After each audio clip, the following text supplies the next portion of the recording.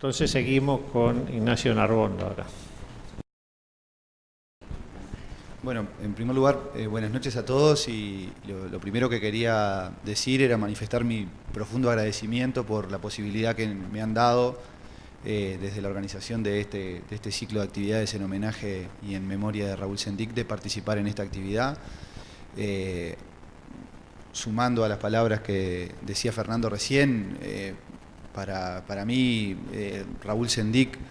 es un referente intelectual, es un referente político, pero sobre todo es un referente ético, y creo que cuando digo esto no lo digo solamente en nombre de mi persona, sino en nombre de todos aquellos militantes sociales más veteranos o más jóvenes que pretenden contribuir con su esfuercito militante a transformar la sociedad en la que vivimos con una perspectiva socialista o socializante, apuntando a que los desposeídos ocupen el lugar que les corresponde en la historia. Así que me parece que es más que saludable este ejercicio que se está haciendo desde la organización de estas actividades, de promover, con la excusa de recordar la lucha y los planteos de Raúl Sendic, Antonaccio, de reflexionar y pensar sobre el Uruguay de hoy, sobre las características y las contradicciones y los bloqueos que el Uruguay de hoy tiene a la posibilidad de transitar hacia una sociedad diferente. Así que me congratulo y saludo a la organización de este ciclo de actividades por eso. Me invitaron a mí, en realidad nos invitaron a mí, a Gabriel Ollanzábal, que es un compañero agrónomo también, vinculado a la revista de agronomía social Suma Sarnacaña, que no pudo estar hoy porque se encuentra en una actividad de formación en Brasil, a compartir algunos conceptos, alguna información y algunas reflexiones sobre la situación actual de la dinámica de concentración y acaparamiento de tierras en Uruguay, y fundamentalmente con lo que tiene que ver con el avance de lo que últimamente se ha dado en llamar los agronegocios. Así que la presentación básicamente va a tratar sobre eso. Vamos a tratar de compartir primero algunos conceptos, o sea, de qué hablamos cuando hablamos de agronegocios, de qué hablamos cuando hablamos de concentración de la tierra, algún marco general de cuál es la situación de la concentración y el acaparamiento de tierras en el mundo, para cerrar con algunos datos y algunos conceptos de esa situación, digamos, en el Uruguay de hoy, de los últimos 10 o 12 años. En primer lugar, el compañero que me precedió en la palabra hizo un marco interesante de la situación, de cómo se está viviendo, cómo se están viviendo los cambios en la sociedad rural en el Uruguay de hoy, en el interior profundo, y hacía referencia, entre otras cosas, a las consecuencias de los avances del agronegocio. Entonces, capaz que resulta pertinente repasar de qué hablamos cuando hablamos de los agronegocios en Uruguay o de los agronegocios en el mundo. En realidad, cuando hablamos de los agronegocios, hablamos de lo que viene siendo la expresión más cabal de la expansión de las relaciones sociales capitalistas en la agricultura, en el medio rural en general y en la agricultura en particular. Es decir, en los últimos 30, 40 años, el capitalismo, como ha sido su característica a lo largo de toda su historia, se ha expandido no solamente en intensidad, es decir, no solamente se han profundizado las relaciones sociales capitalistas en aquellas regiones en las que ya estaban consolidadas, sino que también se han expandido extensivamente, es decir, han avanzado las relaciones sociales capitalistas sobre regiones, zonas, lugares del planeta en donde o no existían o no estaban suficientemente consolidadas. Y la expansión de los agronegocios no es más que eso, es la profundización en intensidad o en extensión de el conjunto de características que distinguen a la producción capitalista de otro tipo de producción, y fundamentalmente lo que es la profundización de la lógica del lucro o de la lógica de la ganancia en la producción agropecuaria. Y esto, sumado a un detalle que ha sido lo característico de los últimos años, que es el creciente predominio de la fracción financiera del capital como ordenadora, como estructuradora de la producción de bienes de origen agropecuario. Es decir, cada vez más la producción agropecuaria depende o está condicionada por lo que sucede en los mercados financieros a nivel global. Y esto es una novedad, una relativa novedad en la historia de la producción de capitalismo, porque esto había sucedido en forma muy importante en la industria, es decir, el creciente casamiento entre la producción industrial y la esfera financiera, pero había sido más lento o menos intenso ese vínculo con la producción agropecuaria. Y esto en los últimos 30, 40 años se ha profundizado muchísimo. Entonces, cuando hablamos de los agronegocios, lo que hablamos es de eso, es de el avance cada vez con más intensidad y en mayor extensión de la producción capitalista en el sector agropecuario y particularmente de la influencia creciente que tiene el capital financiero. Y en el marco de ese proceso se han dado algunos cambios, la profundización de algunos elementos en los últimos años en la agricultura a nivel mundial.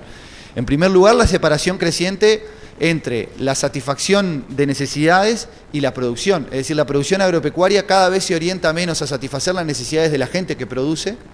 y cada vez más a garantizar la ganancia o el lucro creciente de las empresas que se dedican a esas actividades. Y eso ha tenido como consecuencia un proceso cada vez más intenso, primero de descomposición de la producción familiar, es decir, de vaciamiento del campo y de desaparición de los productores familiares o de los campesinos que eran los que en el origen protagonizaban la producción agropecuaria.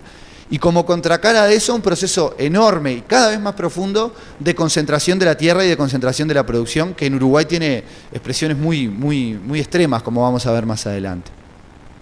En tercer lugar, un proceso que algunos le llaman industrialización de la agricultura. Esto es,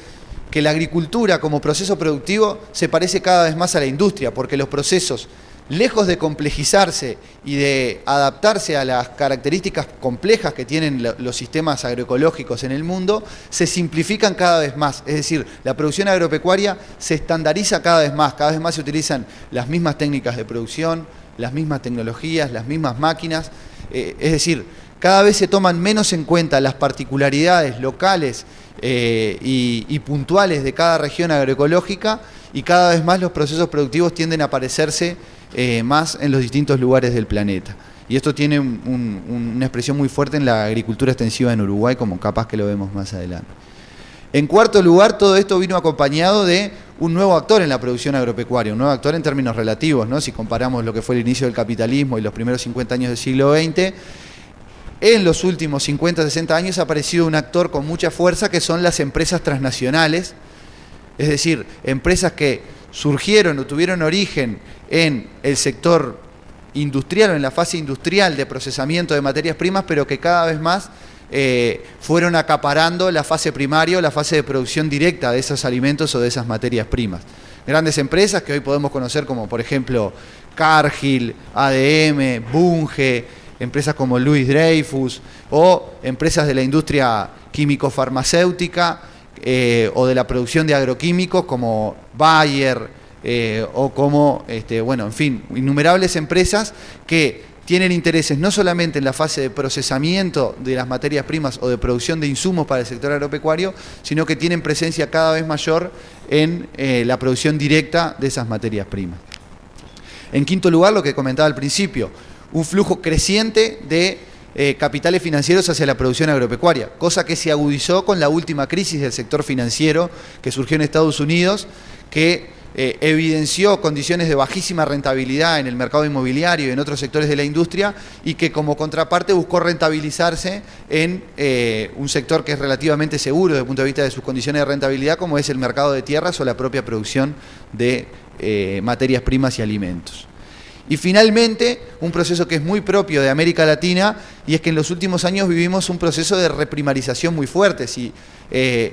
toda la segunda mitad del siglo XIX y los primeros años del siglo XX supusieron la consolidación de América Latina como un continente que suministraba alimentos y materias primas a un norte que estaba en pleno proceso de industrialización, eso en la segunda mitad del siglo XX se matizó un poco por todas las políticas de transformación de la estructura productiva de América Latina, procesos de muy fuerte industrialización. Desde fines de los 80, principios de los 90 en adelante, América Latina vive un proceso muy claro de reprimarización, es decir, de vuelta a que el sector de producción de bienes primarios, alimentos y materias primas, se estructure como el principal dinamizador de la economía, cosa que además se agudizó desde los 2000, desde el inicio de la década del 2000, en adelante, con la emergencia de países en el mundo, de economías en el mundo, que demandan muchísimas materias primas. Estamos hablando particularmente de China, con un crecimiento espectacular en los últimos 30, 40 años, y de India, que también ha tenido un dinamismo muy fuerte, que se hinchan de la piola, se hinchan de la cadena, demandando muchas materias primas, elevando sus precios y haciendo que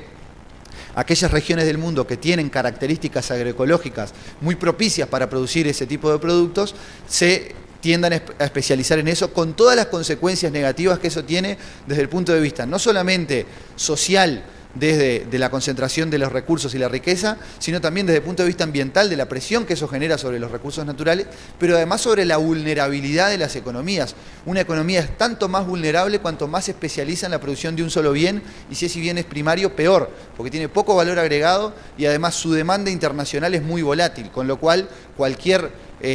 vaivén medio fuerte, cualquier caída media brusca en la demanda y en los precios, tira por la borda o genera condiciones muy propicias para la crisis económica en esas economías que, como ya lo sabemos, pues, como lo ha mostrado la historia de la humanidad y la historia del capitalismo específicamente, quienes más las padecen son los sectores más vulnerables, los trabajadores, los campesinos y los sectores desposeídos en general. Entonces, todos estos procesos se dan además en el marco de que en los últimos años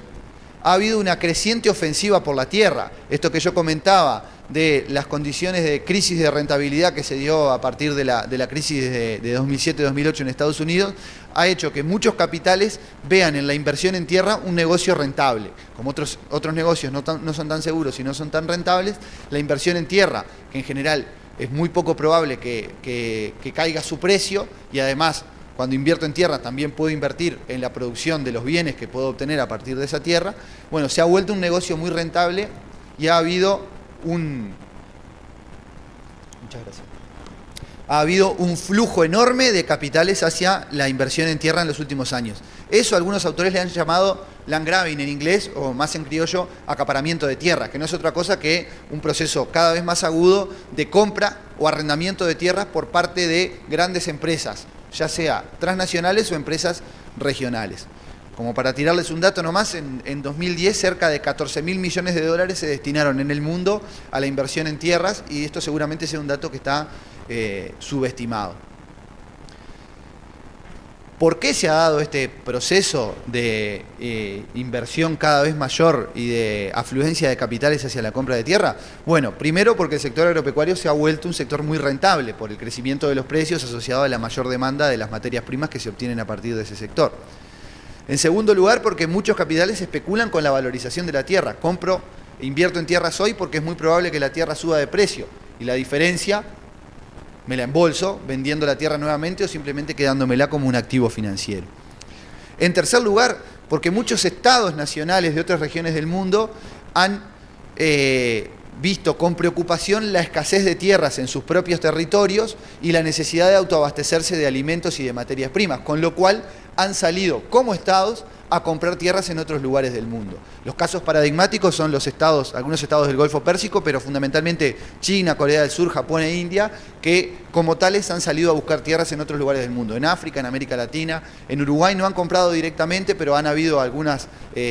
posibilidades de negocios de ese tipo, a los que en su momento el presidente Mujica le salió al cruce diciendo que no estaba dispuesto a venderle tierras a otros estados. Lo que, digamos, deja de lado la discusión sobre la pertinencia o no pertinencia de que las inversiones privadas en tierra sean positivas o no para el país. Una cosa es que te compre un Estado y otra cosa es que te compre un privado. No lo tengo tan claro. Pero en definitiva es un proceso que se ha dado. Y en cuarto lugar, un cuarto factor que ha dinamizado esta afluencia de capitales es que en muchos lugares del mundo hay disponibilidad de tierra para la expansión de la producción agropecuaria. Se calculan, y seguramente sean datos subestimados también de parte del Banco Mundial, que hay disponibles alrededor de 445 millones de hectáreas en el mundo, de las cuales casi 125 millones se encuentran en América Latina. O sea, América Latina es un continente muy atractivo desde el punto de vista de constituirse en un destino para las inversiones de estos capitales. Y en este marco que venía comentando de transformaciones en la economía capitalista a nivel mundial.